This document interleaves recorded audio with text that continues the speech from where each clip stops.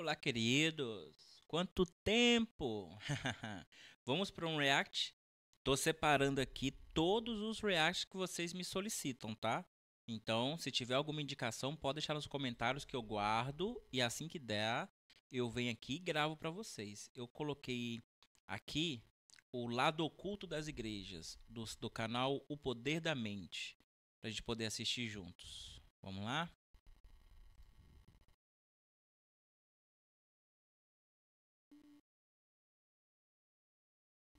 Você já se perguntou por que certas práticas religiosas parecem tão próximas da magia?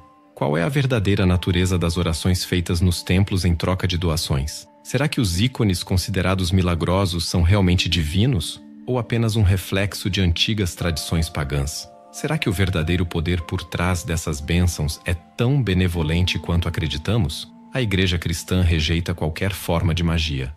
Santo Agostinho de Hipona, um dos primeiros autores cristãos a explorar amplamente a relação entre magia e cristianismo, acreditava que a magia estava associada a demônios e que esses ensinamentos foram transmitidos aos humanos desde o início dos tempos. Jesus Cristo, por outro lado, destacou a salvação da alma como a Santo Agostinho, ele é um tradicionalista, né? Na verdade, ele estava implantando o tradicionalismo na Igreja Católica. Então, qualquer coisa que não tivesse no viés dele mesmo, não iria passar. Ele sempre ia colocar como demônios. E na época do Agostinho, ainda estava se combatendo muito o paganismo que vinha da Grécia e dos romanos. O Agostinho está ali bem próximo à queda de Roma. Então, tudo que era ligado a daimons, né, os demônios gregos, ele iria combater sim. E o que ele está falando mais é sobre a cultura grega, a romana, grego-romana, e ele vai colocar como inimigo mesmo. Então, para ele, tudo ia ser demônio de qualquer forma. Se não tivesse no viés dele, porque ele vai fundar muitas das tradições católicas, se não fosse da compreensão dele, da época dele, ele ia passar como demônio, porque com certeza ele ia achar que seria uma influência grego ou romana. principal meta do ser humano, dizendo: buscai primeiro o reino de Deus e sua justiça. E todas as outras coisas vos será acrescentadas. Mas eu vejo muita gente que segue o cristianismo, segue muitas outras religiões aí, mas principalmente o cristianismo, porque essa promessa é do cristianismo.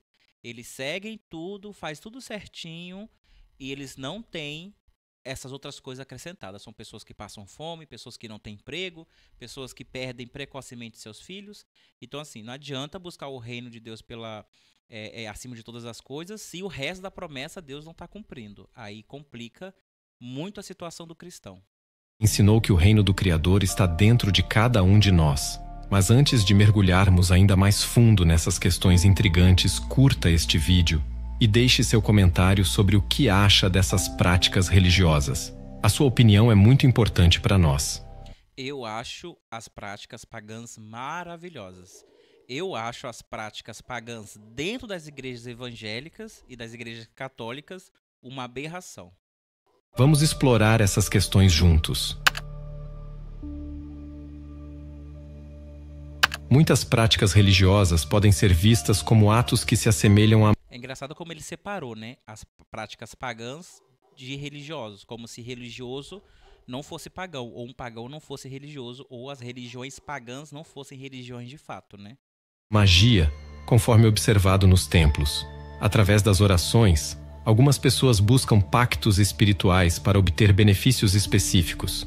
Sergei Alexandrovich Tokarev, em History of Religion, argumenta que muitas preces por saúde, chuva, libertação da peste, vitória e outros pedidos são essencialmente atos mágicos, com raízes nos rituais de várias culturas. Nos templos, líderes religiosos frequentemente oferecem orações em troca de doações para resolver problemas terrenos. A demanda por soluções rápidas e tangíveis alimenta essa prática. Atualmente, Tá, mas isso aí é bem comum e a Bíblia atesta isso. Não atesta, claro, a barganha. A barganha com Deus não funciona. Mas a própria Bíblia diz, né? Buscar e pedir e eu te darei. Então, se você tem que pedir, a Bíblia o tempo todo te estimula a pedir. Só quem vai trazer o conceito de intimidade com Deus Pai é Jesus. Jesus vai falar: entra no teu quarto, na tua intimidade e buscai a Deus. É isso que ele fala. Ele busca a intimidade. A trajetória mística de Jesus é o tempo todo buscar a intimidade com o Pai. Tanto que na cruz ele vai e diz: mas Pai, Deus, por que você me abandonou? Tipo assim, você estava comigo até aqui, porque nesse exato momento que eu estou mais preciso de você, você me abandonou. Então Jesus é o único profeta que realmente vai ensinar a buscar a Deus como um ser afetuoso.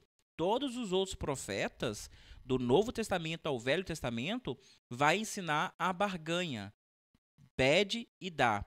Faz o sacrifício que Deus vai te dar. Salomão, então, Deus pediu 100 ovelhas. Salomão deu 1000. Aí o que Deus fez com Salomão? Tornou ele o homem mais sábio sobre a terra naquela época.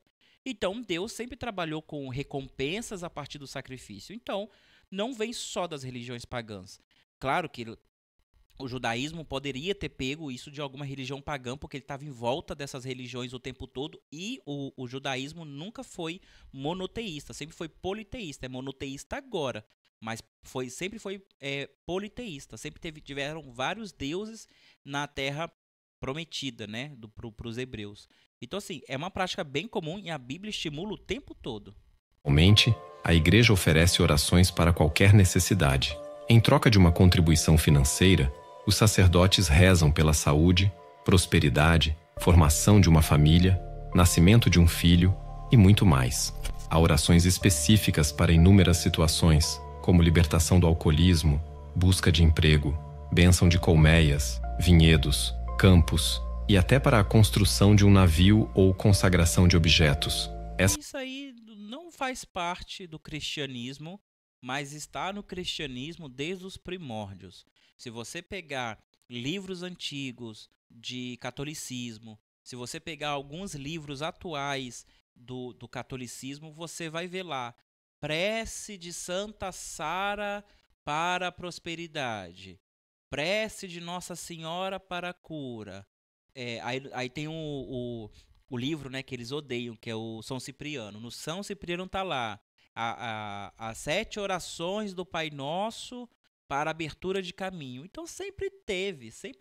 O protestantismo, e principalmente as igrejas pentecostais, vão herdar isso do catolicismo e dos terreiros de Umbanda, porque muitos umbandistas, muitos macumbeiros saíram dos seus terreiros, foram convertidos e foram para a igreja. E como na igreja eles não recebem educação bíblico, eles vão somente repetir aquilo que eles viam no terreiro, mas agora fazem em nome de Jesus. Antes fazia em nome de tranca-ruas, agora faz em nome de Jesus, mas é exatamente as mesmas coisas. Por isso que a igreja evangélica pentecostal, ela só existe nesses moldes aqui no Brasil. Você pode ir lá na raiz do pentecostalismo, que é os Estados Unidos. Vai lá ver se tem sapatinho de fogo. Vai lá ver se tem um povo falando em línguas. Vai lá ver se tem essas manifestações de Exu e Pombogira, orixás e tudo mais. Não tem. Isso é uma característica do Brasil, porque lá nos Estados Unidos não houve macumba. Na época da escravidão dos Estados Unidos, isso foi reprimido muito, muito, muito.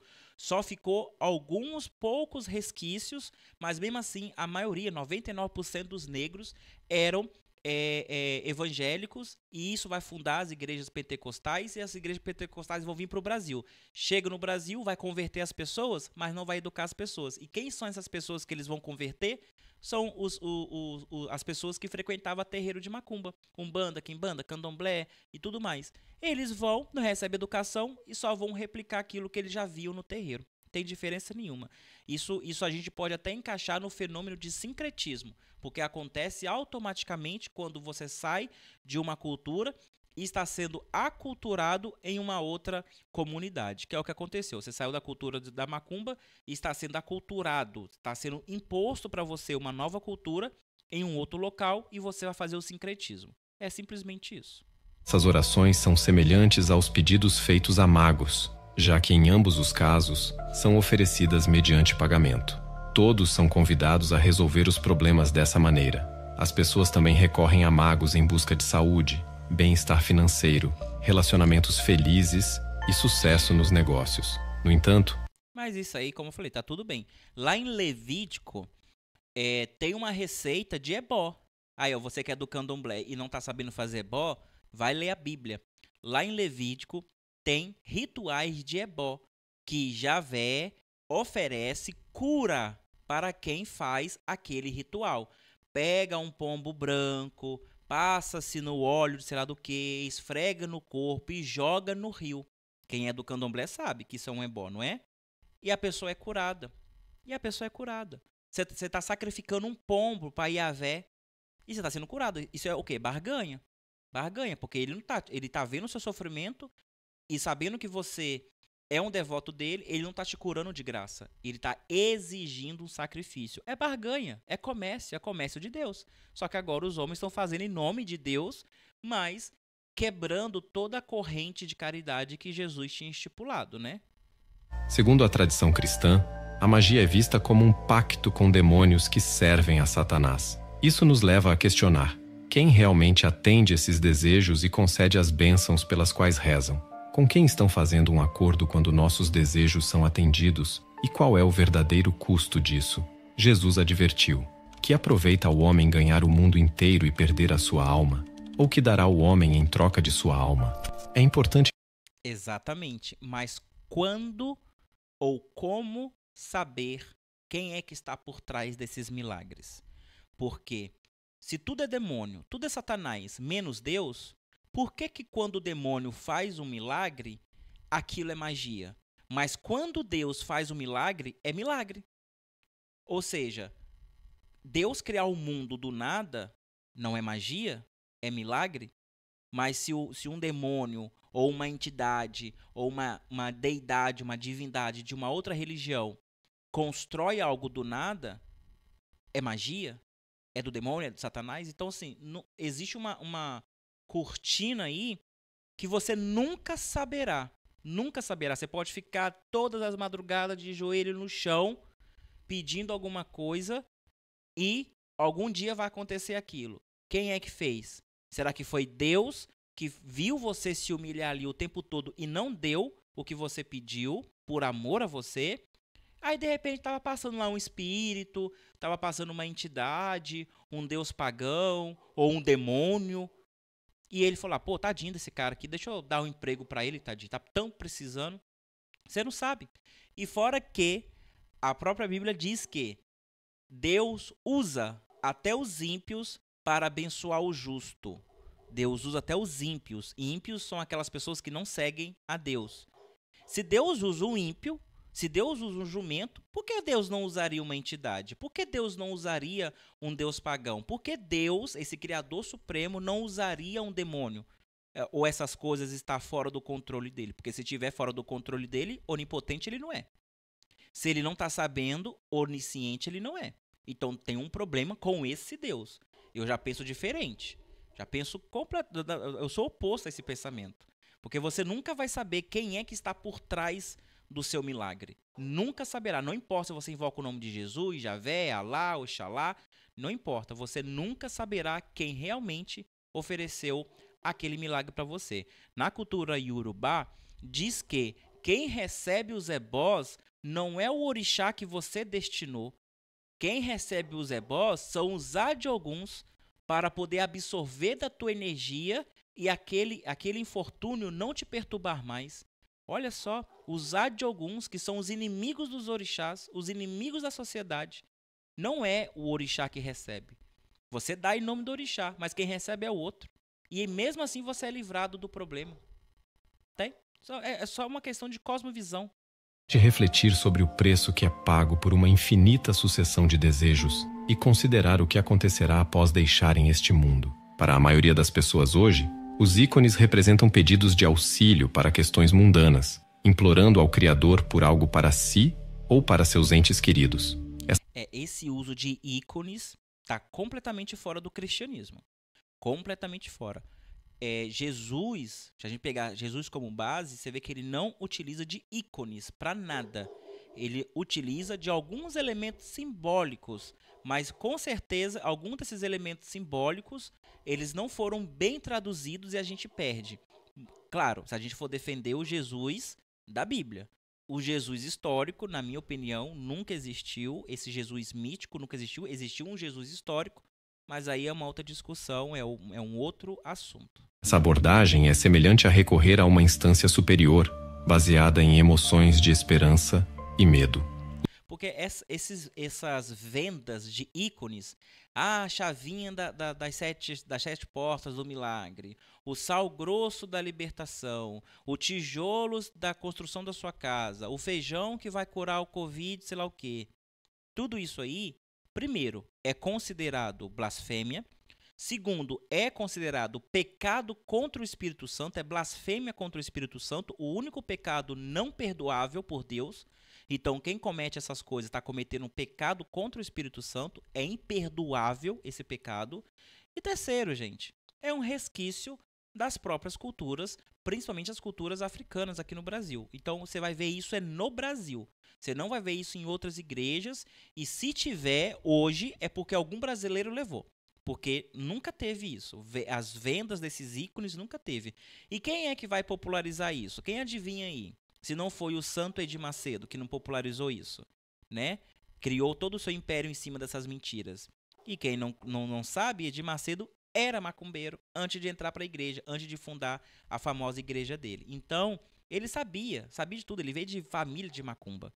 Então, quem popularizou, não estou falando quem inventou, ele não inventou, ele popularizou isso e as pessoas usam até hoje. Tanto que os seus principais discípulos, que é o R.R. Soares e aquele rapaz do chapéu de gado, que esqueci o nome, esqueci o nome dele. Os dois maiores discípulos dele, que saíram e fundaram a igreja sei lá do que, a Igreja Mundial e a outra igreja que eu não sei o nome. Eles fazem a mesma coisa. Porque aprenderam com o mestre, aprenderam com Edir Macedo. Então, isso é resquício da nossa cultura africana e o sincretismo com as outras coisas que vieram aqui. A Igreja Católica faz a mesma coisa, porque viu que aqui tinha muito isso, porque a Igreja Católica já tinha, na sua história, a venda de indulgências. Compra a sua indulgência que a gente vai livrar a alma do seu parente do purgatório. Aí ele vai para o céu.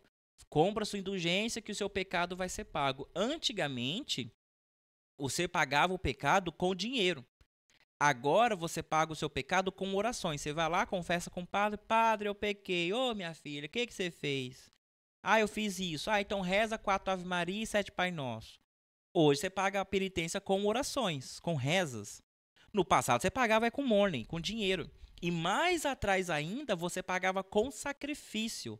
Samuel vai falar para Salomão: Salomão, é melhor obedecer do que sacrificar. Aí Salomão falou: deixa comigo que eu sei resolver esse problema. Salomão foi lá e desobedeceu Deus. A única forma de Salomão conseguir recuperar a sua autoridade diante de Deus foi o quê? Fazendo sacrifício. Salomão fez tanto sacrifício que ele quase ficou pobre. Aí ele foi reclamar com Samuel. Aí Samuel falou: bem que eu te avisei, é melhor obedecer do que sacrificar. Então, isso já existia desde os primórdios da cultura hebreu. E já a gente está falando de cristianismo, tem que visitar a cultura hebreu, a cultura hebraica, né? Senão, não vale a pena nem falar de cristianismo se não for revisitar isso. O Sétimo Concílio Ecumênico definiu os ícones como lembranças para incitar os fiéis a refletirem sobre si mesmos. No entanto, isso aí é interessante, né? Quando o católico fala que as suas imagens não é para adoração e é para celebrar a vida daquelas pessoas ou para trazer a memória de uma santificação de alguém que foi muito cristão, que alguém que foi muito, muito importante para a igreja, que aquilo é só um símbolo de memória, vocês falam que é idolatria. Mas agora, os ícones que os pastores vendem pode, porque é uma representação do milagre que eles vão receber, tem um nomezinho para isso. O Aurélio coloca no seu dicionário que o nome disso é hipocrisia. Ao observarmos a prática atual... E o que Jesus falou para os fariseus?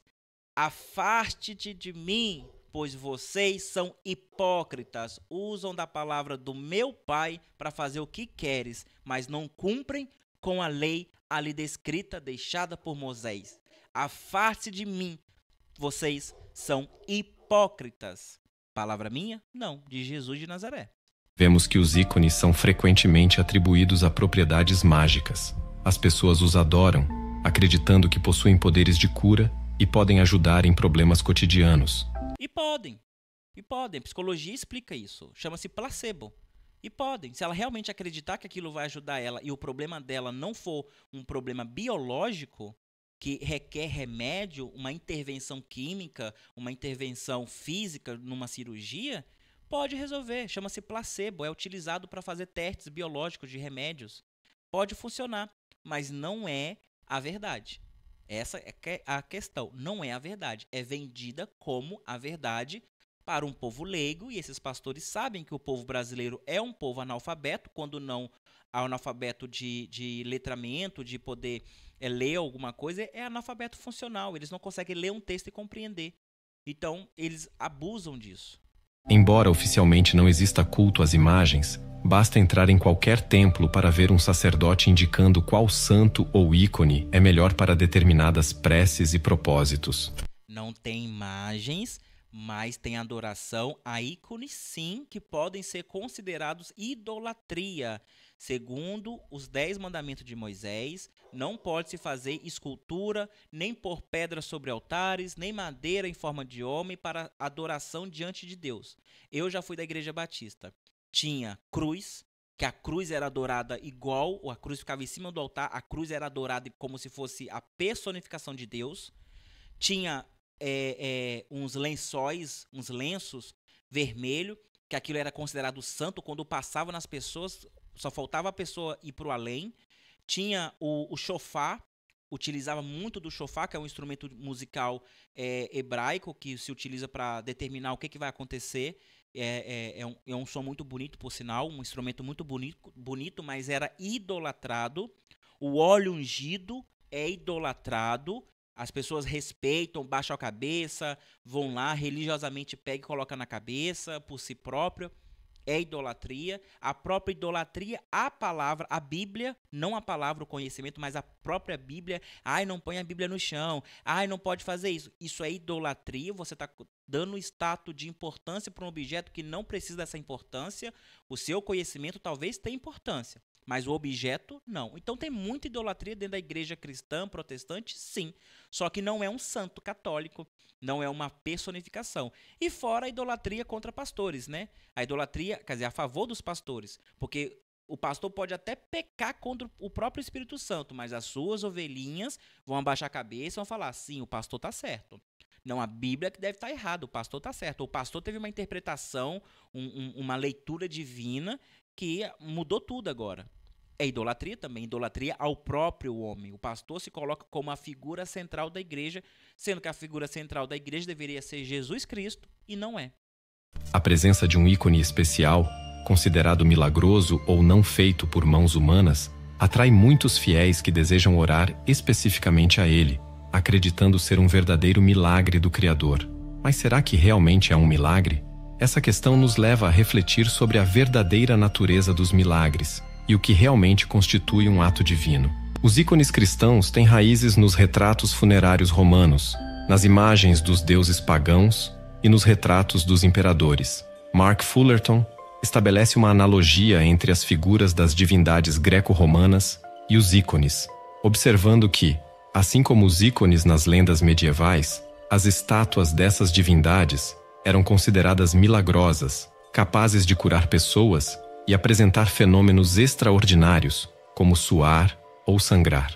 Muitas dessas estátuas eram tidas como não feitas por mãos humanas. Será que estamos sendo apresentados ao mesmo milagre duas vezes? Além disso, os ícones são utilizados como artefatos em diversos rituais religiosos que se assemelham a práticas mágicas. Por exemplo, a procissão com um ícone na mão é comparável ao círculo mágico, onde o espaço dentro do círculo é visto como protegido contra ameaças externas ou internas. No cristianismo, essas procissões eram realizadas frequentemente com um ícone, circundando não apenas cidades antes de um cerco, mas também fortalezas em construção, campos afetados por seca, vilarejos durante epidemias, casas em chamas e assim por diante. Olha que interessante. E o cerco que fizeram em Jericó? Josué foi mandado por Deus pega os levíticos, leva a Arca da Aliança, você vai circular os muros de Jericó durante 7 vezes, vai tocar o chofar, que é a trombeta, e o muro irá cair, Josué. Ué, Josué fez uma procissão com um ícone, um símbolo de Deus, dado por Deus, esculpido por mãos de homens, que era a Arca da Aliança, ou seja, era um ícone de adoração, dado pelo Yahvé, e o milagre aconteceu. O muro caiu. Josué conquistou Jericó. Qual é a diferença disso, que é posto como milagre na Bíblia, das procissões católicas, das procissões romanas, das procissões gregas?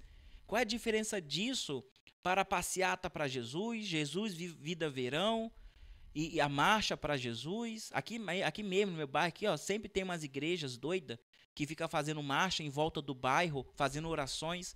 Isso é magia ou isso é milagre? Depende de quem faz ou depende para quem você faz? Complicado. Sergei Alexandrovich Tokarev menciona essas práticas em sua obra, destacando a interseção entre rituais religiosos e práticas consideradas mágicas. Segundo Tokarev, nas religiões primitivas, os rituais mágicos desempenham um papel significativo, e essa influência persiste em sistemas religiosos complexos e desenvolvidos como o cristianismo, o budismo e o islamismo. Em muitas situações, esses rituais aparecem de forma direta e explícita. No cristianismo, exemplos incluem a fé em ícones milagrosos ou relíquias, curas em fontes sagradas, o ritual da unção dos enfermos, a aspersão de água benta no gado antes de levá-lo ao pasto na primavera e a bênção das casas durante a Epifania. Mas isso é bíblico também. Tudo isso é bíblico. Tá lá. Deus o tempo todo falando: abençoe, bendiz as tuas coisas, bendiz a tua tenda, bendiz os teus escravos, bendiz a tua esposa, bendiz a tua terra, bendiz para que tudo prospere na tua mão, bendiz, abençoe.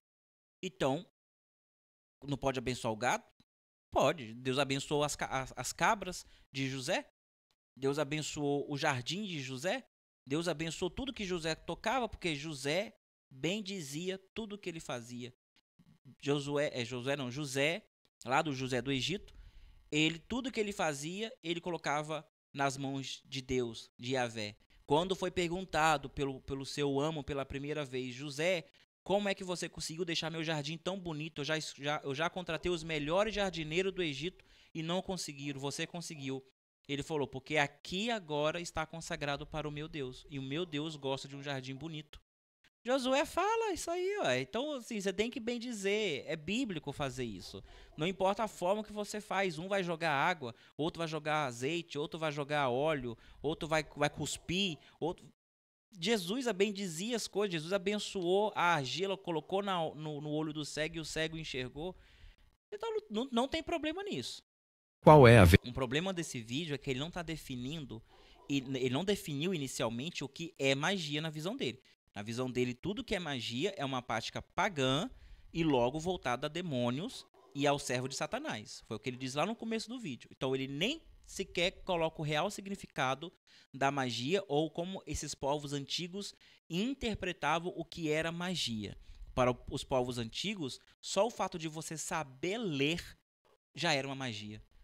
A magia, ela só é mística nos dias de hoje. Porque o cinema, a literatura, os desenhos, tudo nos colocou nesse campo de imaginação sobrenatural. Mas no passado, magia não era isso. Magia era aquilo que não se podia explicar. Então, qualquer coisa que não podia explicar era magia. Então, a própria leitura, o cara que sabia ler, era magia. O cara pegou um papel e, de repente, ele sabe um monte de coisa sobre mim.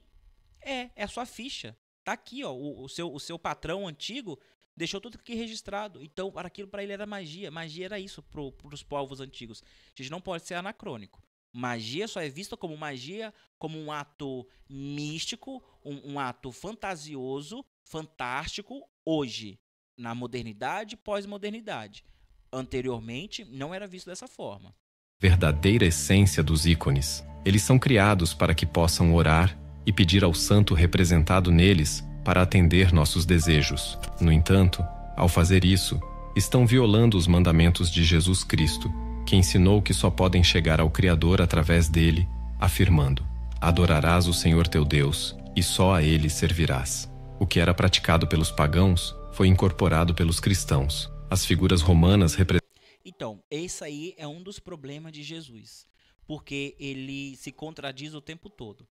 Jesus também fala: eu não vim para anular as leis de Moisés, eu vim para trazer luz de entendimento. Ele falava isso para os fariseus que tentavam questionar ele sobre as leis de Moisés, porque a partir do momento que Jesus falasse contra as leis de Moisés, ele poderia ser apedrejado. E as leis de Moisés, basicamente, tirando Levíticos e Números, ele está resumido nos 10 mandamentos. E nos 10 mandamentos está dizendo que amai a Deus sobre todas as coisas. Amai a Deus. E Jesus não é Deus. Jesus não é Deus. Em momento nenhum Jesus falou que ele era Deus. Depois, nos textos gregos, escritos por pessoas que não conheceram Jesus, vão colocar Jesus como filho de Deus. Que vão colocar essa ponte para Jesus, mas isso aí era um plano governamental, romano, antissemítico, que você vai ter que estudar isso para você entender melhor. Não vou falar sobre isso nesse vídeo, mas Jesus foi um ícone utilizado para ser antissemita, para o Império Romano conseguir dominar aquela região. Mas o Jesus histórico real, ali que supostamente falou essas coisas, ele não falou isso. Ele não falou que ele era o caminho. Na verdade, ele estava buscando as pessoas para voltarem às leis de Moisés. Cumprir as leis de Moisés, porque os fariseus não queriam cumprir as leis de Moisés. Por isso que faziam o que fazia. Por isso que ele se estressou quando ele chegou no templo e viu todos aqueles comércios. Porque estava indo contra as leis de Moisés, a própria lei que veio de Deus. Representam o paganismo, pois inventam deuses e nem sabem a quem estão orando. Você já... Mas aí inventa Deus. Deus não é provado. Se colocar um pagão e colocar um cristão, ninguém prova Deus. Ninguém prova que seu Deus é o verdadeiro. Então, inventar por inventar, todos inventamos. Se parar para analisar a história de Jesus Cristo, é uma história inventada. Parar para escutar as histórias de Ísis, Osíris, histórias inventadas. Zeus era história inventada. Yahvé e Áshera, história inventada. Porque se você não sabe, Yahvé, o pai de Jesus, tinha uma esposa chamada Áshera. É politeísta. Então, assim, todo Deus é inventado. O negócio é para que servidão tem esse Deus? Para que servidão? Tem uns que criam deuses malignos, realmente. Tem uns que criam deuses benignos, realmente. Lembrando que Javé, ele foi um deus maligno. Javé era um deus da guerra, era um deus cruel, que mandava cortar crianças ao meio, serrar mulheres grávidas. Ele era um deus cruel. Depois que ele vai fazer terapia, e ele vai ver que ele era um baita de um... Você entendeu? E aí ele vai mudar. Aí o texto muda. Foi Yahvé que mudou? Foi o tempo que mudou? Ou foi a sociedade que mudou? Ou o novo profeta que chegou e trouxe uma nova revelação? Invenção. Não basta de invenção. Ou seja, de fato, as religiões não tem como provar que seu Deus é o certo. Todos os milagres em volta de uma religião acontecem por causa da crença, que é uma ferramenta da mente. A mente produz coisas. Somente isso. Se você crê em Orixá, em Quince, Vodum, entidade, Jeová, Yahvé, não importa. Não importa. Tanto que Jesus fala, a fé te curou. É a fé. A fé. Esse exercício mental de crer além do limite, promovendo realmente milagres no seu corpo. Já parou para pensar por que alguns rituais religiosos seguem direções específicas? Nos rituais e sacramentos cristãos, como o batismo e as procissões pascais, o movimento anti-horário é uma prática comum. Mas por que isso é relevante? E mais, será que todos os rituais religiosos são realmente o que parecem? E olha como são as coisas. Depende do ritual que nós vamos roubar da outra religião, né? Porque o batismo que os protestantes fazem, os católicos fazem, os kardecistas fazem, os umbandistas fazem, os candomblecistas fazem. Um monte de gente faz batismo, né, nas águas, né? Mas esse batismo originalmente era egípcio. E fazia isso para que o Nilo, o deus Nilo, conhecesse aquela pessoa.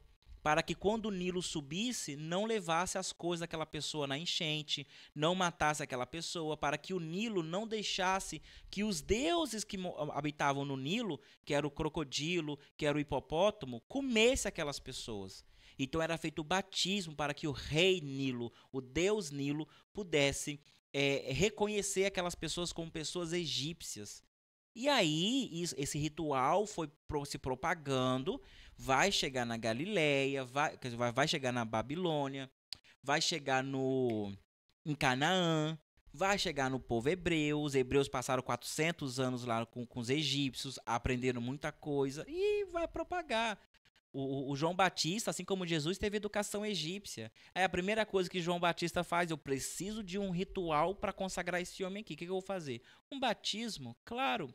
E isso só tem o nome de batismo por causa de João Batista, que vem justamente do nome dele. Porque o nome do ritual era outro, mas a gente utiliza o nome de batismo até hoje como significado para esse ritual de imersão à água.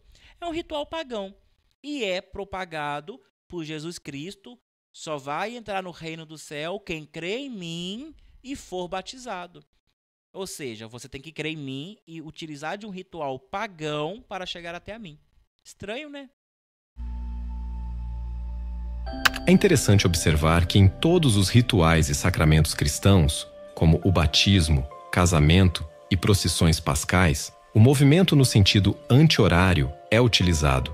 Na tradição católica, isso é praticado há muito tempo.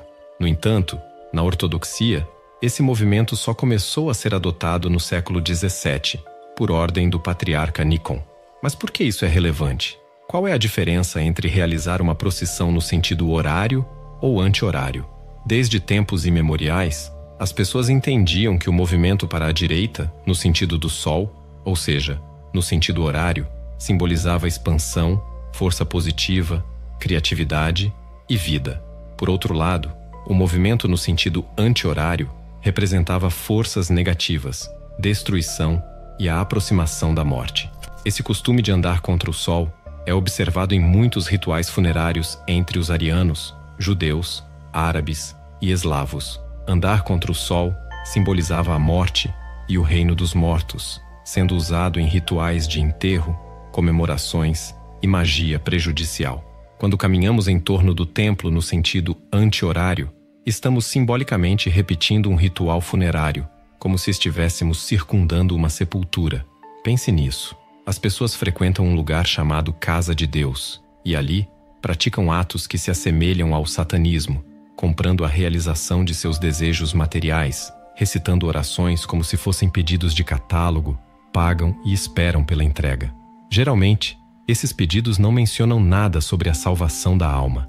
Realizam procissões que se assemelham a rituais funerários e, ainda assim, acreditam estar se aproximando do Criador. Isso é simplesmente ilógico. Jesus afirmou: "Mas vem a hora, e agora é, em que os verdadeiros adoradores adorarão o Pai em espírito e em verdade, porque o Pai procura tais que assim o adorem. Deus é espírito, e importa que os que o adoram o façam em espírito e em verdade." Estão longe dessa... O que não quer dizer muita coisa, né? Fica tudo solto no ar. E de fato, qualquer ritual que você vá fazer, independente de anti-horário ou sentido horário, você está cada vez mais próximo do Criador. O tempo, ele sempre foi uma questão mística. Sempre foi. E dependendo da ritualística que você está utilizando, de você simbolizar passado ou simbolizar futuro, porque o presente você já está nele, não precisa simbolizar com nada, que é justamente essa caminhada em direção ao sol ou contra o sol, é uma direção anti-horário ou a favor do horário. Tudo isso é um simbolismo de tempo. E claro, isso vai entrar no imaginário, e a maior parte das pessoas que são fanáticas religiosas, que elas elaboram esses rituais, e podemos até colocar como pseudo-rituais, porque de fato não são rituais que são canônicos de uma religião, são tradições populares. Então não tem nenhum lugar que a igreja, que seja católica vai determinar que isso funciona ou não funciona, que você deve ou não fazer. É igual os judeus no Muro da Lamentação, não tem lugar nenhum que está escrito que você tem que fazer aquilo, mas eles fazem por questões populares, é um ritual popular. Então as pessoas fazem isso porque a maior parte das pessoas que são religiosas fanáticas, elas são pessoas muito humildes, pessoas bem pobres de espírito, pessoas bem pobres de literatura, de cultura, e elas estão tão desesperadas por um socorro que a única salvação para ela é aquilo. Então as pessoas, elas sim se entregam a essas coisas por causa desse desespero. E qual é o melhor lugar para você arrebatar desesperados do que o Brasil? Não tem. É por isso que essas coisas dão muito certo aqui, porque as pessoas estão desesperadas, elas não sabem o que fazer. Tá? Tudo dá errado aqui no Brasil, tudo dá errado. Se você não nasceu privilegiado, com certeza uma hora ou outra as suas coisas vão desandar. Basta você perder seu emprego, para você perder a casa que você ama, para perder o carro que você tem, de repente a sua namorada, seu namorado, um filho. Basta você perder seu emprego para não ter mais plano de saúde e daqui a pouco se acidentar ou se adoentar e não ter o que fazer. Basta você se aposentar, nem se aposentar, né? Parar de trabalhar e não ter uma aposentadoria, você vai ficar desesperado. E para onde você vai? Para a igreja. Olha as igrejas são lotadas de quê? Mães solteiras e pessoas idosas. É o perfil da igreja, que são os dois perfis que são de pessoas desesperadas. Os jovens, os adolescentes e as crianças que estão lá é porque os seus avós, suas mães, seus pais estão lá. Mas quem foi em busca desse milagre foi os desesperados. Quem tem que pagar a conta, que tem que colocar a comida na mesa e não sabe o que fazer. Então a única forma deles tentarem um milagre é na casa de Deus, nas igrejas, que vão oferecer esses placebos aí, e não vale nem a pena mencionar que são ou não parecidos com magia, porque isso está completamente oposto à magia, porque quem estuda magia são pessoas extremamente letradas, porque você não consegue estudar magia sem se aprofundar em culturas, sem se aprofundar em línguas, sem você mergulhar em diversos livros, em diversas enciclopédias. Não tem como. Então você não vai ficar, mesmo que você seja, mas você não vai ficar ignorante. Você vai ficar resistente à manipulação. Porque o que esses sacerdotes ou esses falsos sacerdotes fazem é justamente essa enganação. E isso está escrito em Apocalipse. Tomai cuidado, haverá muitos falsos sacerdotes entre vocês. E muitos serão enganados. Pessoas que creem em mim verdadeiramente serão enganados pelos falsos sacerdotes e ficarão aqui para ver os últimos dias. Está em Apocalipse. Aí quem são esses falsos sacerdotes? Os que estão seguindo a palavra de Deus, que é supostamente a Bíblia, ou aqueles que estão tirando ideias da sua própria cabeça, falando que Deus está falando com ele, sendo que Deus falou que não ia falar mais com ninguém, porque Jesus foi o último sacrifício, a última comunicação, o último elo entre Deus e o homem, por isso que ele é o único caminho vivo. Então ninguém fala com Deus, ninguém está ouvindo Deus, se está seguindo a Bíblia, não pode acreditar nisso, mas as pessoas acreditam, sabe por quê? Elas não leem a maldita Bíblia. Não leem. Então ela prefere acreditar no que o pastor está falando, porque elas não vão ler o maldito livro que elas falam que seguem. É por isso que tem tanto evangélico aí que não sabe do que está falando. Eu sou macumbeiro e conheço a Bíblia de cabo a rabo. E não tenho prazer nenhum em dizer isso. Essência, distantes de Jesus e de sua mensagem central. É crucial reconhecer que qualquer ritual ou ação externa visa manipular os fiéis, capturando e mantendo sua atenção. Para muitos fiéis, o aspecto mais atraente da religião cristã, assim como de outras, é a promessa de satisfação de desejos terrenos. Um exemplo marcante dessa atração é a cerimônia do fogo sagrado. A igreja evangélica investe muito dinheiro, principalmente a igreja batista. Eles investem muito dinheiro em psicólogos para poder fazer os seus rituais, colocando as pessoas em transe. Existe um retiro chamado Encontro Face a Face com Deus. Esse encontro, que é um retiro espiritual de 3 dias, foi desenvolvido pela elite dos psicólogos da Igreja Batista. E muitas igrejas replicam aquele encontro. Tudo que está acontecendo ali é para converter a pessoa. Aí tem os estágios. O primeiro é a culpa, coloca a pessoa em sentimento de culpa. Aí coloca a pessoa em penitência. Ela não pode falar durante esses 3 dias, ela não vai ficar falando. E isso é uma tática de lavagem cerebral. Você tira a fala da pessoa, a comunicação com a pessoa, ela fica mais suscetível a manipulações. Aí depois vem a redenção, ela te oferece a redenção dos erros que você colocou, que é Jesus Cristo, e depois vem a convenção. A pessoa sai de lá convertida. Só que essas pessoas não ficam, porque a lavagem cerebral passa. Elas vão para dentro das igrejas, elas começam a ver aquelas coisas. Eu falei, poxa, lá no encontro estava tudo bom, tudo bonito. Quando eu cheguei na igreja, era outra coisa, era outra realidade. Mas por quê? Porque você estava suscetível a tudo que estava falando. Era uma hipnose. A hipnose acabou, você viu que o mundo era cinza, não era colorido. Então, muitas pessoas que saem da igreja e passam por esses encontros face a face com Deus, eles voltam pro mundo e eles se tornam não, né?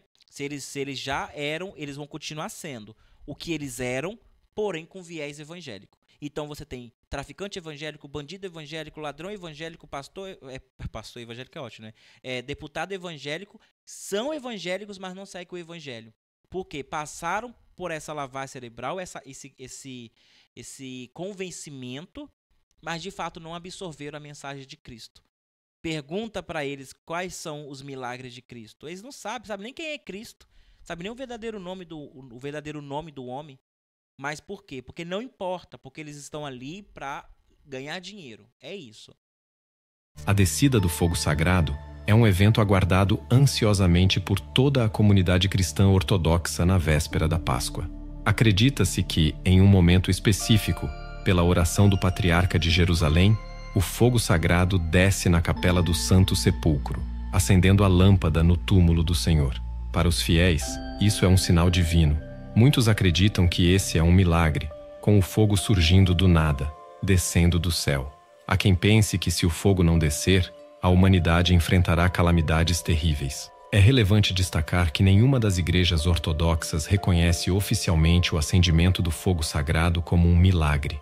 Não existem decretos conciliares de âmbito ecumênico ou local, nem literatura patrística que validem esse fenômeno como miraculoso. Embora haja conhecimento... Vocês lembram da mitologia grega e da história do Prometeus e o fogo sagrado do Olimpo que dá para a humanidade, e quando Zeus tira o fogo, o que acontece? A humanidade fica na escuridão. Todo mundo criado começa a ser destruído. Aí Prometeus vai lá e implora, tal. Aí tem um conselho dos deuses. Aí tem a Atena, né, que vai dar o voto de Minerva. E eles decidem compartilhar o fogo com a humanidade. Então, assim, novamente, sincretismo, né? E é engraçado é que, se o fogo não vir, vai ter calamidades. Mas esses anos todo o fogo veio e teve calamidades. Qual é a diferença desse fogo descer ou não descer então, Calamidades para quem? Para a humanidade, A guerra na Rússia, aqueles russos lá, aqueles ucranianos, eles não são humanidade? A fome na África, Os africanos não é humanidade? Teve a catástrofe no Haiti, o terremoto no Haiti, os haitianos não são a humanidade? Teve aqui os BO que teve aqui no Rio Grande do Sul. Os gaúchos não são a humanidade? Então, de fato, para que serve esse fogo? Porque ele está descendo e está continuando tendo calamidades. Não estou entendendo o milagre por trás desse fogo. Ou ele só é um espetáculo da igreja ortodoxa, que ela não quer assumir, porque assumir uma idolatria, mas ela tá lá. O teatro tá lá para quem quer ver, né? É igual aquele reloginho lá que o Papa todo ano vai lá, eu esqueci o nome, é uma bússola, que se o Papa pega e se ficar preto é porque vai acontecer algo ruim, e se ficar, acho que é vermelho, o ano vai ser bom, alguma coisa assim. Idolatria, isso é oráculo. Isso é um oráculo. É idolatria. Tá lá em Levíticos, Samuel também adverte, Ezequiel também adverte, não consultai os mortos. Não consultai os mortos. Não buscai aquilo que não é de teu presente. Confiai somente em Deus, na sabedoria de Deus. Então, usar de oráculos é feitiçaria. Mas eles usam o tempo todo. Predizer alguma coisa que essas igrejas evangélicas fazem muito As sessões de revelação. Quem nunca foi, né? Numa sessão de revelação. Eu ia pra saber se ia falar alguma coisa de mim. Vai que Deus tem uma fofoquinha quente sobre o meu vizinho. Eu ia. Balela. Balela. Primeiro que é idolatria, segundo que é feitiçaria, terceiro que não existe lugar nenhum, nem na Bíblia tem aquilo, nem na Bíblia é dito com feitiçaria, tá lá, na listinha de quem vai pro inferno, tá lá. Feiticeiros e adivinhos. Tá lá na listinha. Os pentecostais vão descer de tobogã com a gente, baby. Sobre o fogo sagrado, a Igreja, curiosamente, não toma medidas para desfazer o mito do milagre do fogo sagrado. Pelo contrário, os principais canais de TV tratam a notícia como se fosse, de fato, um milagre. Artigos oficiais. É milagre porque não se explica, mas ninguém busca a explicação. Ninguém busca interromper, porque durante muito tempo eu também achava que o fogo, as bolas de fogo que apareciam nas matas e apareciam nos cemitérios, era um fenômeno de milagre. Quando pararam para entender, era só os gases que saíam dos túmulos que produzia aquele fogo. Era só isso. Então, assim, não querem uma explicação. É igual ter uma basílica, se não me engano, é uma basílica árabe, mas é da igreja ortodoxa, que foi consagrada a Santa Maria, a mãe de Jesus. E a igreja flutua. Ela flutua 1 centímetro do chão. Se você passar um papel, o papel passa direto, não tem um fundamento. Ou seja, ela está ali flutuando. Mas cadê que chama pesquisadores, chamam cientistas, chamam engenheiro para ver? Não chama, porque deixa, é propaganda pra gente. A miração que aparece da Nossa Senhora Aparecida no céu, lá, se não me engano também nessa própria basílica, todo dia de tarde aparece a imagem de Nossa Senhora Aparecida projetada no teto, assim, ela andando em cima do teto. Ninguém vai para pesquisar, pode ser um reflexo de alguma coisa. Ninguém para pesquisar, porque a propaganda do milagre está lá. Ela não vai assumir, mas está lá, é propaganda. Mas eles fazem de tudo. Eles gastam uma nota para pesquisar como é que foi feito as pirâmides do Egito, porque é impossível que aqueles homens pretos tenham construído isso aqui, uma coisa que até hoje a gente não consegue replicar. Gasta uma nota para se entender aquilo. Mas o que a igreja está tentando esconder, ninguém se preocupa. Continua vendendo como milagre. Continua. Tem aquela santa também, porque Santa Maria faz muito milagre, né? Aquela santa também que ela emana leite e mel, aí coloca ela em cima de um recipiente, aí fica pingando mel, a imagem ela é toda encrostada de mel, tal. Há dezenas de anos que isso já acontece. Ninguém para estudar, coloca a imagem numa ressonância magnética para ver, não é gesso? É gesso e mel e leite. Então não vai acontecer nada. Coloca para ver, mas não quer ver porque não vale a pena. Não vale a pena. Deixa o milagre para os tolos acreditais. Continua acreditando na igreja.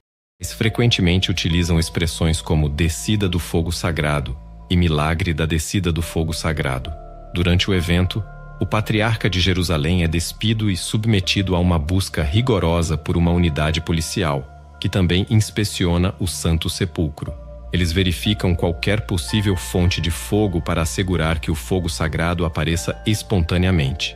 Assim, enquanto a igreja oficialmente nega que o fogo sagrado desça do céu, ela simultaneamente promove o evento como se fosse um milagre.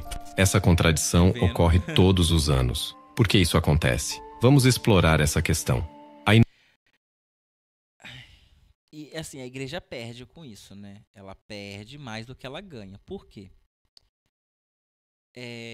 Salomão, ele era um homem muito querido por Deus. Toda vez que Salomão ele fazia um sacrifício a Deus, dizia que Deus se manifestava como uma coluna de fogo que descia, consumia o holocausto, enchia o templo de fumaça e a fumaça do sacrifício atingia as narinas de Deus e o deixava agradado. Então, descer coluna de fogo do céu é uma manifestação de Yahvé. Lá, quando o povo sai com Moisés do Egito, quem acompanha o povo até o Mar Vermelho é uma coluna de fogo de noite, e aquela coluna se apaga de dia e ela só fica uma coluna de poeira. mas de noite era uma coluna de fogo. Diversas vezes Deus se manifestou como fogo, a sarça ardente, queimava, ardia, mas não queimava. E teve também, se não me engano, esqueci o nome do homem agora também, que no meio do deserto lá ele foi rezar, foi orar e desceu uma coluna de fogo, e na coluna de fogo ele viu a glória de Deus. E aí foi Peniel. Foi em Peniel. Agora eu não lembro, não. Acho que eu esqueci o nome desse cara. Mas aí o anjo desce, aí ele segura o anjo, agarra o anjo. Não, você não vai sair daqui até você me entregar o meu milagre. Barganha. Feitiçaria. Então a coluna de fogo, o fogo, sempre foi um símbolo de Yahvé. Justamente porque ele era um Deus de destruição. Ele era um Deus da guerra. Por isso que era o símbolo dele, a destruição, que é o símbolo do fogo. E quem estuda aí hermetismo sabe que é justamente o que o fogo simboliza, a destruição. Você vê que muitas divindades como Ogum, Gun, Nikonde, Nicose, Xangô são seres poderosos que praticam a guerra, praticam a destruição, e o seu principal elemento é o fogo. Inúmeros relatos de que o fogo sagrado não desce do céu, mas é aceso por uma lâmpada inextinguível. Essa lâmpada, que permanece acesa continuamente há 1500 anos, está localizada na sacristia do Santo Sepulcro, onde o patriarca de Jerusalém entra aguardando a suposta descida do fogo sagrado. Será que essa lâmpada é aquela lâmpada do milagre de Jesus, que tinha uma mulher vendendo os seus azeites, só que no fato não tinha azeite, aí ele fala, então me dá aqui a sua lâmpada, que eu vou encher de azeite e ele jorrará azeite para sempre? Vocês lembram de um milagre assim, de Jesus? Será que é essa lâmpada? Não, porque ele bem disse que ia jorrar azeite para sempre. E as lâmpadas, antigamente, elas eram usadas, né? Essas lâmpadas igual do Aladim, elas eram enchidas de azeite, colocavam um pavio de algodão e ela ficava acesa, que era justamente a única fonte de luz que existia naquele tempo. Então, o azeite não servia somente para comer, era uma fonte, era um combustível para essas lamparinas. Será que é ela? A teoria da conspiração aí. O metropolita petersburguense Cornélio, que atuou como patriarca de Jerusalém em 2001 e pessoalmente trouxe o fogo do Santo Sepulcro, afirmou em uma entrevista: é um fogo natural aceso pela lâmpada inextinguível mantida nas sacristias do templo. Segundo ele, pela oração do patriarca, o bispo, ao abençoar esse fogo natural, ele recebe a graça do fogo sagrado. Em março de 2018, me parece um ritual de feitiçaria. O arquimandrita da Igreja Apostólica Armênia, Samvel Agayan, que participou dessa cerimônia 3 vezes, confirmou que o fogo sagrado é aceso pela lâmpada de óleo inextinguível.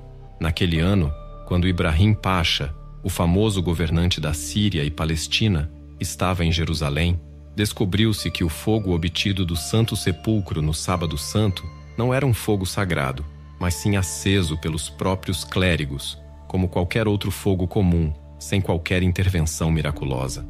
Isso nos leva a questionar: por que continuar a fingir que esse fogo desce do céu? Embora a Igreja oficialmente não reconheça o milagre da descida, ela ainda se esforça para manter a ilusão do milagre, manipulando a percepção das pessoas. No passado, a Igreja alegava que o fogo descia do céu, e havia uma razão clara para isso. Os cristãos eram oprimidos pelos muçulmanos, e a lenda do fogo sagrado foi criada para fortalecer o espírito dos fiéis e impressionar os adversários. Porque Jesus era uma lenda recente, né? E a maior parte daqueles cristãos, eles eram recém-convertidos de uma cultura grego-romana, e lá naquela cultura tinha o mito do fogo sagrado.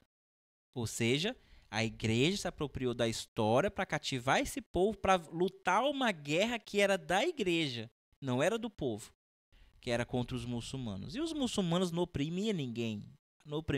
Eles estavam defendendo a terra deles, porque os romanos, depois a igreja tentou tomar deles por diversas vezes, e hoje, em pleno 2024, essa maldita guerra continua pelos mesmos motivos. Então os muçulmanos estavam completamente certos em defender aquilo que era deles. A igreja estava roubando. Quem vem para matar, roubar, destruir? Segundo a Bíblia, a igreja mata, a igreja rouba, a igreja destrói. Então a igreja não é de Jesus. Cuidado, a igreja é do obsessor chamado Satanás, segundo eles. 3 dias, essa lenda capturou a imaginação das pessoas e aumentou o prestígio da igreja. Com o tempo, a necessidade de usar esse método para impressionar diminuiu. No entanto, o mito já havia se enraizado entre os fiéis, que começavam a peregrinar para testemunhá-lo. O momento de explicar a verdade aos crentes foi perdido, e a situação, como se diz, saiu do controle. Mas até hoje isso acontece. As igrejas evangélicas no Brasil ganham milhões de reais por ano fazendo caravana para Jerusalém. Não existe nenhum lugar escrito na Bíblia que você tem que ir para Jerusalém. Está escrito no Alcorão que pelo menos uma vez na vida, e se você tiver condições, você deve ir para Meca. Se tiver condições, não é obrigatório. Mas eles propagam essa mentira que você tem que ir para Jerusalém, sendo que Jesus falou que ele está no mundo. Ó, se tiver 2 ou 3 no meu nome reunido, lá eu estarei. Ah, não, a pessoa quer ir para Jerusalém contra Jesus, como se Jesus a qualquer momento fosse chegar num burrinho. Isso já passou. Isso foi profecia passada, já aconteceu. Quando Jesus voltar, Jesus não vai voltar em Jerusalém. Tá? Em Apocalipse onde ele vai voltar. Então assim, as pessoas nem... É só a lavagem cerebral que esses pastores fazem para ganhar dinheiro. E a igreja católica também ganha muito dinheiro. Quem é que diz que você tem que ir para a igreja, para o Vaticano, ver o Papa, ver os monumentos lá, mas ela não desestimula o turismo. A igreja católica se sustenta hoje pelo turismo, que é feito no Vaticano. Tem um documentário na Netflix sobre isso. Eu acho que está no YouTube também, que é A Máfia da Igreja Católica. Os próprios italianos produziram esse documentário, falando sobre a máfia da Igreja Católica. Tá lá. Eles não desestimulam nunca nenhum mito que seja a favor deles. Eles nunca vão assumir, porque assumir fica feio. Mas eles também nunca vão desestimular. Eles nunca vão fazer uma campanha contra aquilo. Até hoje a Igreja Católica tem problema de falar sobre a culpa dela na escravidão dos humanos, africanos. Até hoje eles não falam direito sobre a Inquisição. Até hoje eles não falam sobre a guerra muçulmana. Eles não falam de nada, eles têm o maior problema de assumir as coisas. Ao perder o controle e falhar em fornecer explicações oportunas sobre o verdadeiro significado do rito do fogo sagrado, e temendo a reação dos crentes mais fervorosos, os clérigos passaram a encenar o espetáculo que conhecemos. O metropolita que revelou essas questões escreve: somente Deus pode pôr fim à nossa mentira piedosa. Ele saberá como ensinar e acalmar aqueles que acreditam no milagre do fogo do grande sábado. Nós não podemos iniciar essa mudança em suas mentes, pois seríamos despedaçados. Essa situação... Porque a massa, ela é muito poderosa. Ela é muito poderosa. Qualquer pessoa que queira nadar contra o senso comum, ele está fadado ao fracasso. Eu sei porque eu sou essa pessoa. Aqui no YouTube eu sou uma das pouquíssimas pessoas que tem coragem de falar contra muitos doidinhos de internet que tem aí, que falam da nossa religião de Umbanda. Eu sou extremamente criticado por isso. Ah, tá em busca de like, sei lá do que, sei lá o que. Tá, o cara tá falando que ele tá errado e mesmo assim você aplaude o cara. Eu sou uma das poucas pessoas, eu sei porque eu nado contra isso. Então, qualquer pastor, bispo, papa que vai contra a massa está fadado ao fracasso. Por isso que não vai acontecer. Só cabe somente a intervenção divina, que também não vai acontecer. Porque se Deus da Bíblia ele tem palavra, ele não pode intervir na vida, na sociedade humana. Ele já falou para Noé que ele não pode intervir. Se ele intervir de alguma forma, ele vai estar cometendo um pecado contra a sua própria lei. Ou seja, se Deus é um Deus de palavra, ele não pode descumprir a palavra dele. Então ele não pode intervir. A última intervenção de que Deus vai ter, segundo a Bíblia, é o Apocalipse. E não é o Apocalipse de João, é o Apocalipse de Pedro, que é muito mais exato nos acontecimentos do que o Apocalipse de João. Só que o Apocalipse de Pedro não foi posto na Bíblia, no Concílio de Nicéia, justamente porque ele é menos fantasioso. Ele não é fantasioso de forma nenhuma. O Apocalipse de João, ele além de difícil compreensão, muitos símbolos que ninguém sabe o significado, mas ele é épico. Ele é bonito de se imaginar. Olha quanta coisa Deus vai fazer, quantas coisas grandiosas contra os nossos inimigos. Ei, você pode ser um desses inimigos e você não sabe. Você pode estar sendo enganado pelos falsos profetas e você não sabe. Está lá em Apocalipse de João. Então, a última intervenção de Deus vai ser em Apocalipse, na grande revelação, porque a palavra Apocalipse significa revelação. Então, essa quebra dessas mentiras vai ser na grande revelação, que tem que ser, não é que é, tem que ser a última intervenção de Deus e Yahvé neste mundo. Caso contrário, ele é um Deus mentiroso que não cumpre as suas promessas. Nos leva a refletir. São esses os cristãos devotos que estariam dispostos a despedaçar alguém por dizer a verdade? Significa que podemos ser enganados. Não é nem despedaçar uma pessoa, é despedaçar a ideia. Se você senta e esclarece, porque a religião cristã, ela é baseada numa Bíblia. É só ler aquela Bíblia, é só ler e interpretar. As pessoas pecam por não ler e pecam pela segunda vez por não saber interpretar. Está escrito lá. Então ninguém tem que passar pano para ninguém. Se a pessoa está passando pano para alguém que está descumprindo a Bíblia, mesmo sabendo que está escrito lá que aquilo é errado, que aquilo não deveria ser feito, isso no espectro cristão, protestante ou católico, essa pessoa tem um problema. Então não é despedaçar a pessoa, é despedaçar a ideia. Ó, sua ideia é equivocada por causa disso, disso, disso. Não é a pessoa. A gente nunca deve atacar a pessoa. Nós atacamos a ideia da pessoa. Para manter a paz e continuar a acreditar em histórias e rituais, um ponto importante a ser destacado é que toda a narrativa do surgimento do fogo sagrado serve para fortalecer a dominação da Igreja Ortodoxa. Uma lenda do século XVI conta que houve uma ocasião em que o patriarca ortodoxo foi impedido de entrar na Igreja do Santo Sepulcro. Nesse episódio, outras pessoas foram encarregadas de buscar o fogo sagrado. Os clérigos armênios iniciaram suas orações para a descida do fogo sagrado, mas suas súplicas não foram atendidas. Do lado de fora, os sacerdotes ortodoxos também faziam suas preces diante das portas fechadas da igreja. De repente, um barulho interrompeu o silêncio. Uma coluna à esquerda das portas se partiu, e dela surgiu fogo, acendendo as velas nas mãos do patriarca de Jerusalém. Com grande júbilo, o clero ortodoxo entrou na igreja e conduziu a cerimônia. Até hoje, é possível ver os sinais desse evento em uma das colunas à esquerda da entrada. Então isso é um mito. É uma história inventada. Porque se a própria igreja não assume que a descida do fogo sagrado é um milagre, então essa história deve ser uma invenção justamente para enfatizar mais o milagre que a igreja ortodoxa não está assumindo que é. Então essa história não é válida. Se ela fosse válida, a igreja realmente assumiria. Não, realmente acontece alguma coisa ali que nós não sabemos compreender, então acontece um milagre ali. Um milagre assim assado, mas ela não assume, então com certeza isso daí deve ser uma história de carochinha que alguém inventou justamente para corroborar com o mito inicial da descida do fogo. Após esse episódio, ninguém mais desafiou a autoridade do patriarca ortodoxo de Jerusalém. Então é uma história para trazer autoridade. Interessante.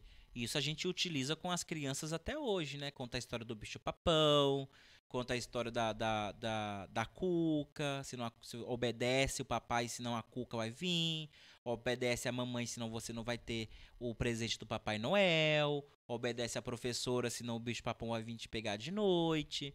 Isso são histórias de carochinha para dar autoridade para uma figura usada na psicologia infantil.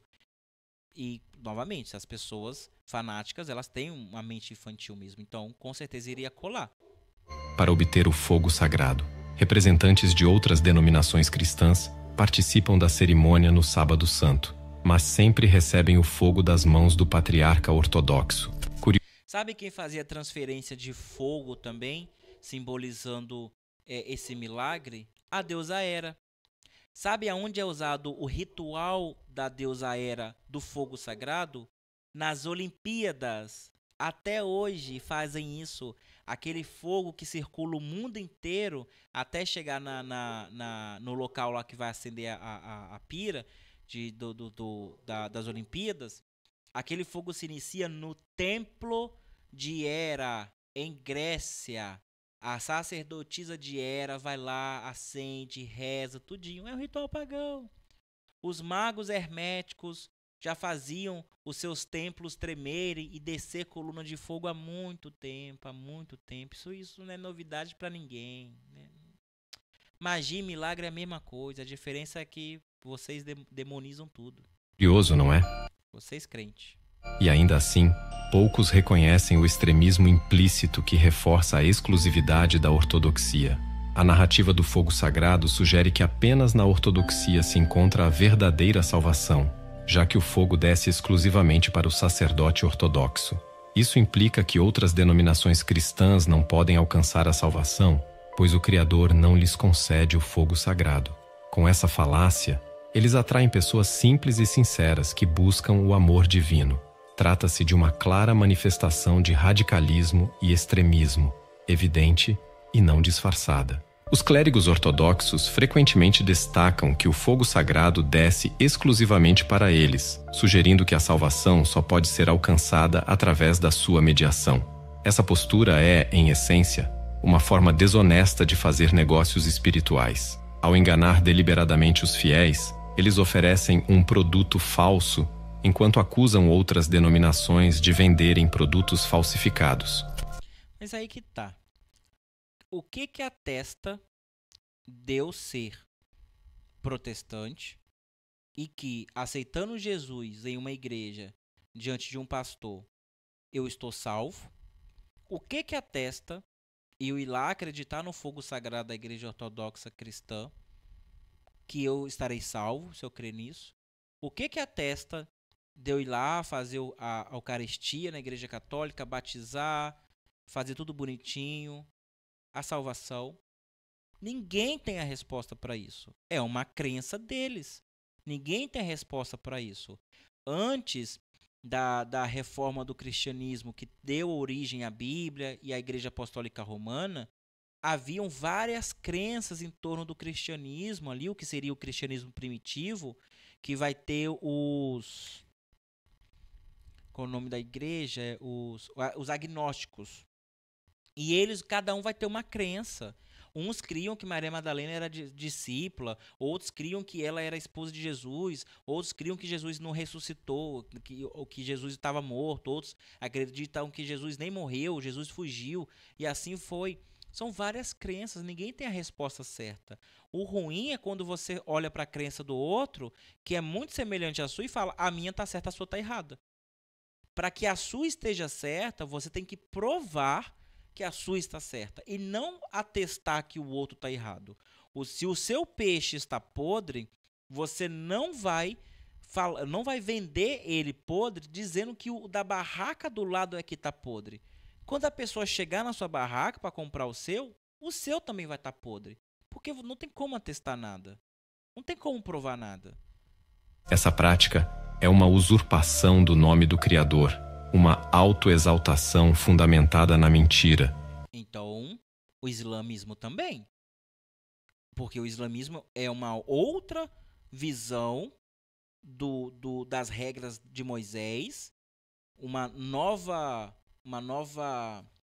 leitura do que Jesus falou, porque Maomé não exclui Jesus, mas virou uma nova religião. Uma religião completamente diferente do cristianismo, seja ele ortodoxo, católico ou protestante. Então, assim, não importa. Ninguém tem a verdade, não importa. Que não só é amplamente tolerada, como também frequentemente apoiada. Se realmente fosse um milagre, as câmeras do mundo inteiro estariam focadas na Igreja do Santo Sepulcro. Mesmo que a descida do fogo fosse um fenômeno natural mal compreendido, Ainda assim, atrairia a atenção global. Não atrairia não, porque acontece milagres o tempo todo. Se você ir aqui no sertão do Brasil, você vai o tempo todo ver milagres. Várias coisas que são naturais, mas não são explicadas pelo viés científico, porque ninguém parou para entender ainda, e muitas coisas que realmente são bem fantasiosas, mas tem um viés ali de alguma verdade. Então, milagres por milagres, milagres acontecem no mundo inteiro e principalmente nessas igrejas ortodoxas. Acontece muito, mas não faz parte da programação da mídia global. A mídia global, se você não repara, ela evita falar de religião. Ela só fala de religião quando realmente precisa falar. Caso contrário, ela não fala. Por quê? Não faz parte da pauta dela. Por isso que as igrejas evangélicas lutam muito para ter um espaço em uma TV.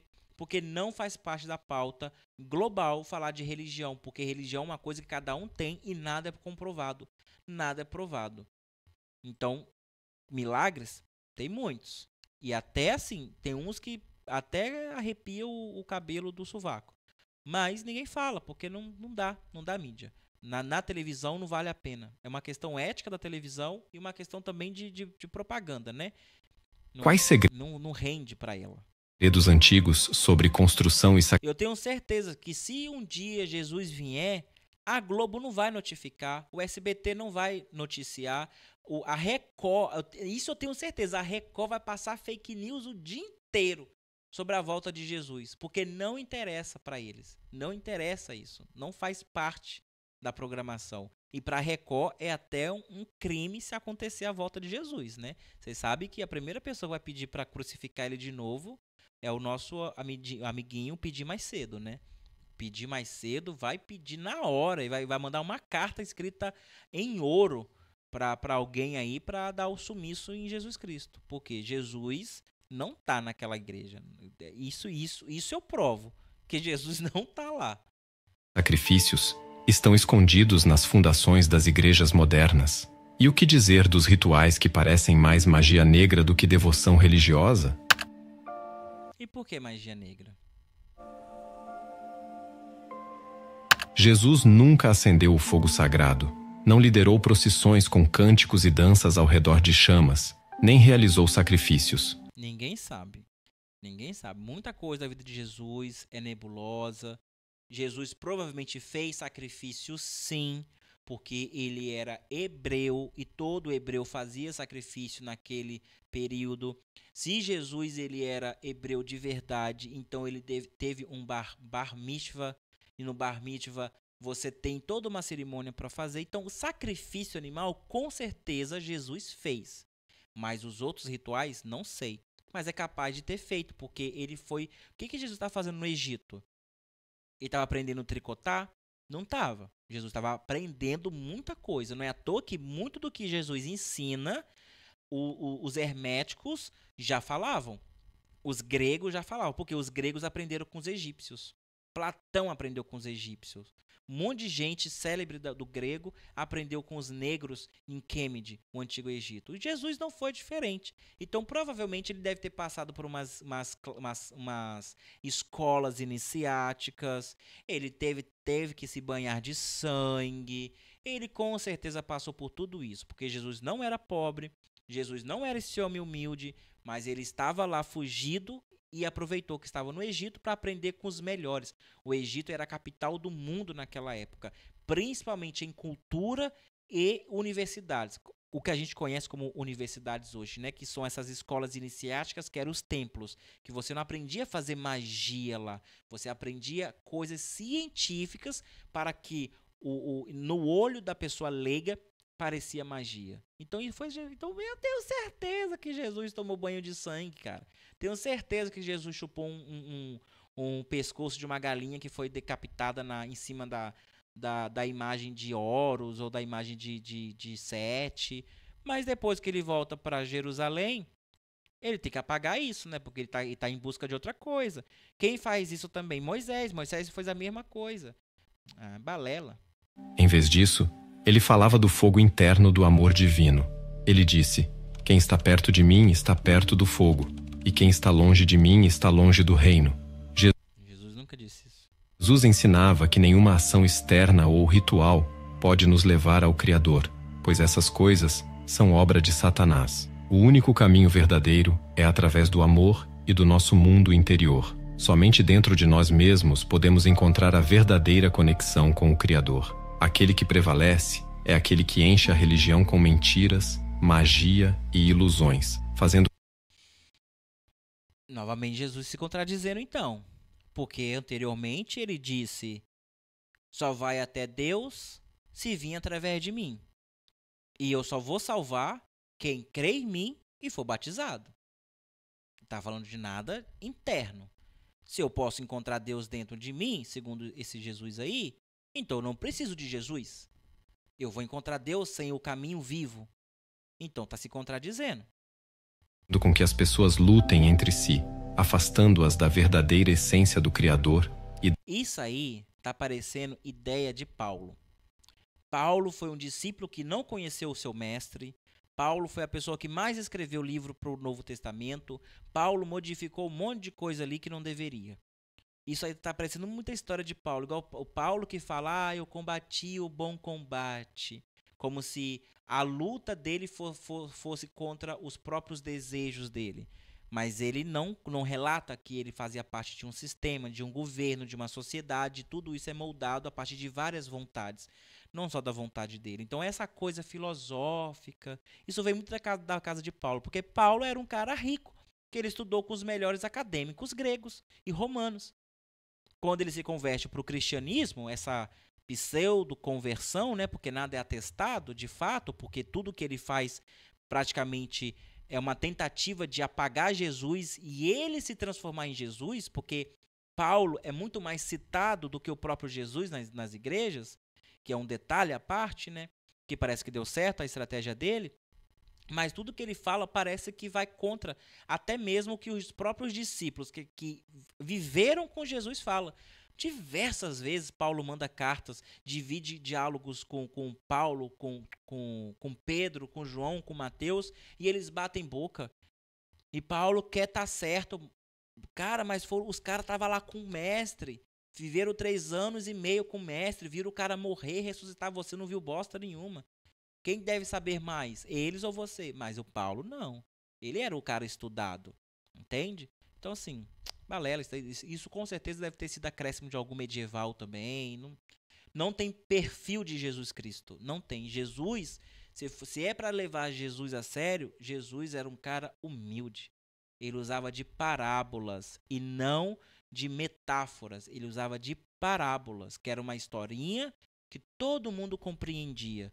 Mas a metáfora você não entende se você não tiver o grau de leitura certa para que você entenda aquela mensagem. Então Jesus nunca veio para trazer confusão. Ele veio para trazer iluminação. Por isso que ele usava de parábolas e não de metáforas. Quem usa metáforas são os filósofos. E entre os apóstolos, o único filósofo, a única pessoa que tinha contato com filosofia era justamente Paulo. Da salvação. O que Jesus realmente disse sobre o templo é que está dentro de cada um de nós e não pode existir fora da pessoa. Um templo é uma construção religiosa destinada à realização de cultos e rituais religiosos. No cristianismo ortodoxo e no catolicismo, um templo é chamado assim apenas se tiver um altar e onde a Eucaristia é realizada. A palavra altar vem do latim altare e está intimamente associada ao conceito de sacrifício, pois historicamente é uma estrutura elevada usada para realizar sacrifícios e oferendas em cerimônias religiosas, referindo-se a um dispositivo para queimar oferendas. O altar implica uma estrutura para a realização de sacrifícios rituais. Debaixo dele devem estar localizadas relíquias sagradas, ou seja, restos mortais. A prática de construir um novo edifício sobre restos mortais tem raízes no paganismo. Em 1928, o etnógrafo alemão Rudolf Stube descreveu esse ritual com o termo sacrifício de construção. Essa prática era comum em diversas culturas ao redor do mundo. A crença predominante era que, ao imurar uma vítima nas paredes ou nos alicerces de uma edificação durante sua construção, o prédio receberia um espírito protetor, pronto para agir em caso de terremotos, guerras e outras calamidades. São citados exemplos onde, no buraco destinado ao primeiro pilar, tanto de uma casa quanto de uma vila inteira, uma vítima humana era colocada e esmagada até a morte pelo pilar. Toda nova construção exigia um sacrifício. Existem muitos contos populares sobre pessoas imuradas em Turingia.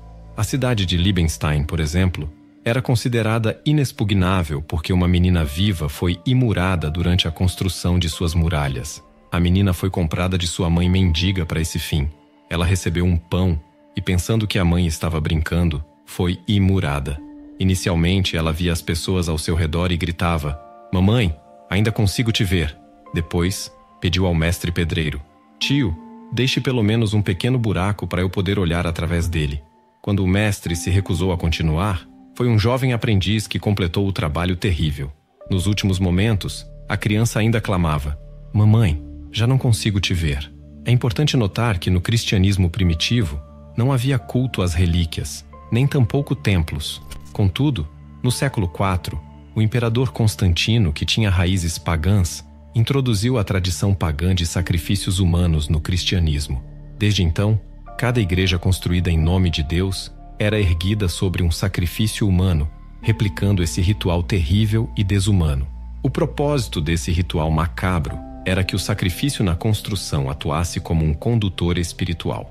Este condutor, enterrado sob o altar, juntamente com o movimento circular para a esquerda mencionado anteriormente, supostamente trazia sucesso ao templo e prosperidade nos negócios. Segundo a crença, para que o templo prosperasse, era necessário caminhar em torno dele para a esquerda, garantindo assim sua lucratividade e sucesso.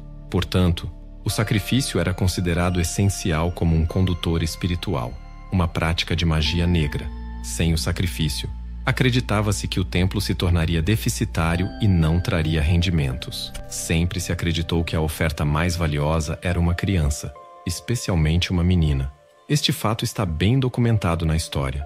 Por exemplo, uma saga sueca narra que, em Calanda, no oeste de Gotlândia, estava sendo construída uma igreja. Naquela época, acreditava-se ser essencial imurar pessoas vivas na fundação do edifício. Aproveitando-se da situação, os construtores encontraram 2 mendigos, crianças pequenas que caminhavam pela estrada. "Vocês querem comer?" perguntaram os construtores. As crianças felizes aceitaram. Os trabalhadores assentaram entre as pedras e lhes deram pão e manteiga de suas provisões. Enquanto as crianças, sem suspeitar de nada, comiam, os pedreiros as imuraram vivas na fundação, construindo um arco sobre elas. Sobre esse arco, a igreja foi erguida. No passado pagão e até no cristianismo, essa crueldade era justificada pela crença na necessidade de um espírito protetor para o edifício, que o defenderia de invasões. É chocante saber que muitos templos modernos ainda contêm uma grande quantidade de restos humanos e relíquias, e nesses templos, serviços religiosos são realizados. Assim, parece que para servir ao Criador, é considerado necessário construir um templo sobre relíquias humanas. O elemento da necromagia que dá um resultado mágico. Mas se a essência da vida cristã é a salvação da própria alma, como pode o caminho para a vida eterna estar ligado a um templo erguido sobre um assassinato cruel? A quem realmente adoram as pessoas que constroem esse templo? A vida ou a morte? Por que é necessário um espírito para proteger o templo se os sacerdotes afirmam que o templo é a casa de Deus? Com cada novo templo desse tipo, não se promove a vida, mas a morte. Olha, eu tenho até uma explicação sobre isso, tá? E ela é bem longa, mas eu não vou me prolongar agora, não. Isso é herança grega. Isso é herança grega. E não é a questão de Deus. Os templos nunca foram construídos para te conectar a Deus. Nunca foi isso. Os templos eram construídos para serem ordens iniciáticas. Era isso.